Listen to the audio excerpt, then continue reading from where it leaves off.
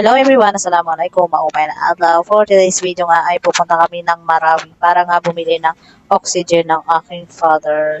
Kasi nga, kailangan niyang gumamit ng oxygen simula nung pinalabas siya sa hospital. At ayun na nga guys, fast forward nga ay nandito na kami sa may ground zero at habang pahuwi nga ay may nadaanan kami nagtitinda ng Puto Bumbong. So, ayan, sabi ko nga sa aking mother is bumili siya dahil masarap yan. So, first time din daw niyang makakatikim ng ganyan. Kasi nakikita lang daw niya yan every December doon sa amin sa Jensen. At ayun nga, isang serve nga lang muna ang binili namin dahil baka nga hindi magustuhan ng aming modravel. So, ayan, tingnan nyo naman guys, punong-puno siya ng cheese.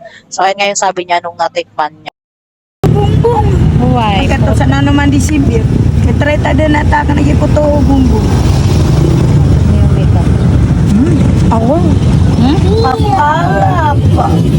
At narinig nyo naman guys, ang sabi ng aking modravels, ang sarap daw. So ayan nga, at tumikin naman is kaming dalawa ng kapatid ko. So ako siyempre, 10/10 talaga yan sa akin. Dahil paborito ko talaga yan nung nandun pa ako sa Maynila. At dahil nga nasarapan ng aking modravels is ayan, pinabalik niya nga ako para bumili ulit at para matikman din daw ng aking miyaw at ng aking dalawang kapatid sa bahay. So ayan, bumili ulit ako. Tignan nyo naman, punong-puno pa rin ng cheese. So sinong hindi masasarapan yan, hindi talaga siya tinipid siya cheese. So ang sarap talaga. So ayan na guys, yung nabili ko, pauwi na rin kami.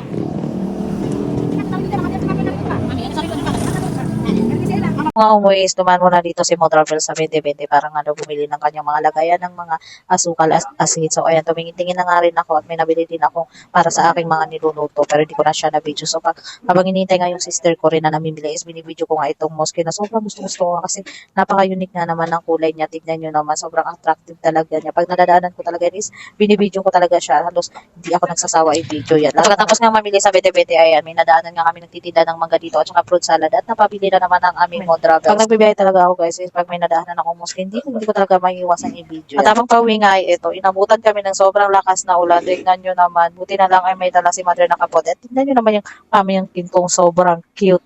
Cute na cute talaga ako sa aking pamangkin, mashallah.